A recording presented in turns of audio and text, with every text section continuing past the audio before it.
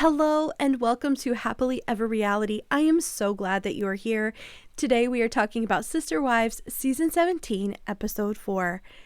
I have had the hardest time making this video, so I'm actually going to split this episode's recap up into two parts. And it did work out really well because it does feel like there's the beginning half of the show and then like sort of the end of the show where they have Christine leaving. So this is part one. I really like this episode. I just want to say that too before I get started. There were highs, there were lows, Kody saying ridiculous stuff, and I feel like that is what makes a well-rounded Sister Wives episode. So let's just go ahead and get started. This episode starts with Christine talking about how wonderfully Mykelti and Tony are doing at being new parents and how Tony really wants to spend time with Avalon. And he wants to hold her all the time and gets a little frustrated because Mykelti is exclusively breastfeeding and he doesn't get to hold her, just whenever he wants to. There are times that Mama has to hold her. So Christine is talking about how great they're doing. And I can't help but wonder if Christine is seeing this and comparing it to her relationship with Kody. You cannot tell me that Kody had this sort of presence even after the birth of their children, particularly Truly. We know what was happening when Truly was being born. Kody was not there the way he should have been. And I wonder if she feels a little bit of relief seeing her children in monogamous relationships where their partners are really there for them the way they need to be. And I hope as a viewer, I hope that Christine gets that. Yeah, it's a little bit later in life, but she still deserves it. You deserve it at any point. So I hope that Christine is able to really one day find an attentive partner and have a healthy monogamous relationship. She does mention just briefly that she needs to, talk to the other wives about Kody and her separating. And she talks just a little bit about needing to figure out how to co-parent with Kody. But that's really all. The beginning is just this kind of sweet moment with Christine talking about her children. Not really much to add. I'm not going to put in any clips here. But the next scene is a lot of fun. We see Janelle telling Kody about a little problem she is having. She is currently renting a home in Flagstaff and it is being, listed for sale. So she either will need to purchase this home or she's going to have to find somewhere new to live. She says the home is a fixer-upper and she really, she likes the neighborhood, but she really doesn't want to spend more on this property. And she is also ready to be out there on Coyote Pass. And when this scene is happening, her and Kody are walking out at their property, looking at it and kind of talking about this situation. And it's really funny because Janelle starts to talk about this idea she has about getting an RV and living out there. And Kody is just listening, kind of engaged in the conversation. But then she goes ahead and she tells him this. So I put money down on it today. Oh, you put money down on I did. Don't you just love that? She's like, hey, I can't wait on him to come over to make a decision. Like, it could be months or weeks or days. I don't know how often Kody actually comes over, but she had to make her mind. She had to decide what to do, and she went ahead and did it. I just found that really funny. Like, do I want to live in an RV? Will this work for us? She's already doing it. She's making the choice, but it's not our choice. It's her choice. I have no issue with the fact that Janelle felt like she had to make a decision on her own. She knows there's a time limit and she went ahead and did it. But I can also see Kody's issue here. This was a huge financial decision and she made it without him. Like in a normal, healthy relationship, this could be something that causes a really serious fight. Or I shouldn't say fight, a disagreement. Like, this is huge. But in their relationships and like in their bubble, this kind of behavior isn't even something that could, this is kind of a thing that could happen. She knows she has to decide something about their life and Kody isn't present. And you remember there's been so many times where they're like, well, when he's with another wife, you have to leave that time alone. Like, you're going to make your own decisions. So, and it's funny because it's Janelle, and at this point, I think she's just like, I'm going to do what I need to do and what I want to do to be happy. So I think Kody realizes that. I think Janelle knows that about herself, and that is just the relationship they have at this point. I do enjoy this whole RV storyline, though. It's fun to watch. From this RV scene out at Coyote Pass, we move over. We don't really move over. We go to confessionals, where they talk about the Zoom call, and it's really Christine and Kody.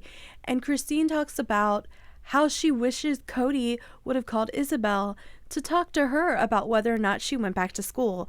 So we know this is definitely not a happy moment. So we've went on to something a little bit heavier.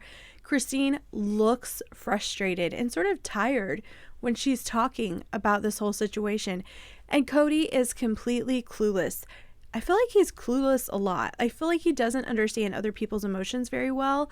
And he's honest about it. I will give Kody that. Like, he's like, I don't get it. So they are kind of showing them going back and forth, though they're not face to face. It is like confessionals. They're talking to the camera, but you can see they just don't get each other. He doesn't get her problem. And I think she doesn't understand why he doesn't get it. So anyway, I'll show you a few clips from this scene. Breanna to not go back to school in person. But he's not like asking Isabel to not go back in person. I have no idea why she's upset by the idea of Isabel going back to school. You know, Robyn and we made this agreement with Breanna. So that right there is the problem. I think if those little clips right there put together actually show what the problem is. Robyn and Kody made this decision with Breanna. Kody was not at all involved with the decision with Isabel. He's involved in Breanna's life. He is not involved in Isabel's life. That's actually the problem. Like, I think that little clip right there of the two of them talking could be used to help Kody understand more. Christine wants him to be involved in raising Isabel. And you can tell when she's talking, she really wants that for Isabel. I think Christine knows she's a great mom. She's probably like, I can do this without him. But like, she wants Isabel's father to be there so that Isabel has that connection with him.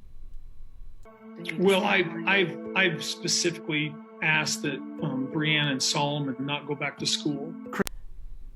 So that is the moment in the Zoom call where Kody really just says the one sentence that leads to all these hurt feelings. It kind of shows how he treats the children differently.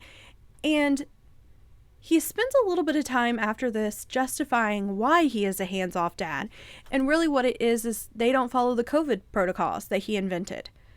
Like, he would be there for them, but those moms are managing the households different, so he cannot be a fully involved father the way he is with Robyn's children. You know, I think we all have opinions about that. I'm not going to spend a lot of time going into it. I'm laughing a little bit because it's so ridiculous. He really could just pick up the phone, but it doesn't even sound like he's picking up the phone to make phone calls. So, like, does he think COVID's going to come through the phone line? Cell phones are carriers of COVID? I don't know. But he is able to justify it. It doesn't really make a whole lot of sense. I didn't create this problem. Don't be mad at me because I've got standards. So how many of you were like yelling at the TV when he said that?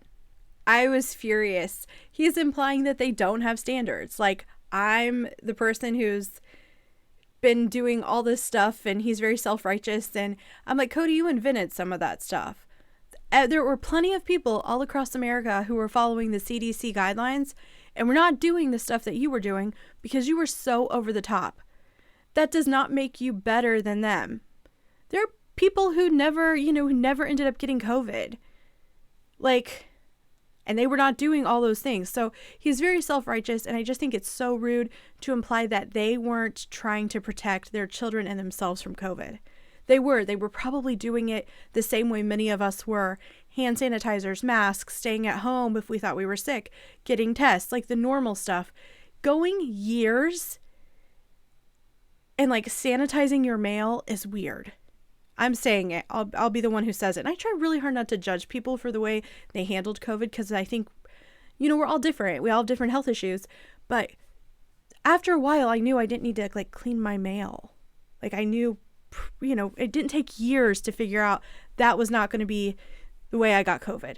So I just, Kody to me is just looking for excuses to have some sort of control and then also like get off the hook. Like, this dude is using this as a way to not be involved in raising all of his kids. At least that's how it feels to me. Like, if you're looking at this differently, let me know in the comments. I know I've read a lot of comments where people have different opinions about why he's doing the stuff he does. So let me know what you think. So we move from this serious conversation about the Zoom call to probably one of my favorite scenes during this whole season. And that is Janelle telling the other wives about how she has purchased an RV. And what she does is she invites them over to her home and they are all sitting in the backyard. It is just so much fun. They are all happy. I think everyone is skeptical. I think Kody's skeptical. I think Meri and Christine are like, what? Like, what are you doing? But everyone seems to be happy about it. Like, they're all laughing. They're all making jokes about it. It was just really fun to watch after there's been so much conflict in this family and so much sadness and separation. Just to see everyone laughing, it was wonderful. And Janelle is so excited to do this. I'm so excited for her. And this is also a situation where, like, they're going to be able to call Kody's bluff. Kody keeps talking about building on the property. Christine, in one of the previous episodes, went as far as saying, like, don't they all see there's never going to be homes on this property? Like, she's saying it's not going to happen. Well, now Janelle's going to be there. Janelle's ready to go. She's ready to put the money down. She's ready to, she's done talking. She wants some action. And if it doesn't happen, now we're going to kind of know, like, this whole dream about this property isn't real. So I'm interested in seeing that all go down. I know that there's stuff on social media that kind of, you can look on social media and see what's happened, but I'm trying not to so far, because I want to just see it on the show. But they're going to be able to call his bluff if they don't actually start building. Very, very nice fifth wheel. Has 2 bedrooms, 2 bathrooms. You're moving out onto the property. Yeah. I just love how excited Janelle is about this, and I love that she's so sure of the choice that she made. Like, I feel like she did a lot of research about this. But before I wrap this all up, I do want to show a little clip of everyone's reactions. I've been talking about how happy they are, so I want to show you just a little bit of that. It seems so crazy. Does it seem crazy only to me? It can't seem crazy only to me. If that's what Janelle wants to do, then that's what Janelle should do. I would never do it. So, like, they're not necessarily on board. They don't want to go get their own RVs, but, like, they're cool with her doing it. However, before you click away and think this is all done, I just want to show you Robyn's reaction. Like, that sounds miserable to me, but I don't know. Yeah, So I know I'm a little bit critical of Robyn and how she never looks happy, but I'm just saying it again. Like, Kody was laughing and smiling about it. He says he doesn't think it's a great idea, but it's exciting. Meri and Christine are laughing. Why does Robyn just, like, never have that expression on her face of happiness or, like, laughing about it? Like, a part of me is like, is she really gonna, like, go back to Kody and talk crap? Do you guys think she's gonna go back after this meeting and just say negative stuff about Janelle's choice? Or is she going to be like the other wives and go like, hey, you know what? She wants to do this, good for her. What do you guys think her reaction is when she gets, like, alone with Kody? So, yeah, let me know what you guys think. That is all for this recap. This is part 1, because I definitely have a lot more to say about what happens when they meet for Christine to leave. So if you are a fan of reality TV and you have not subscribed yet, be sure to click like and subscribe and come back for part 2 of this Sister Wives episode recap.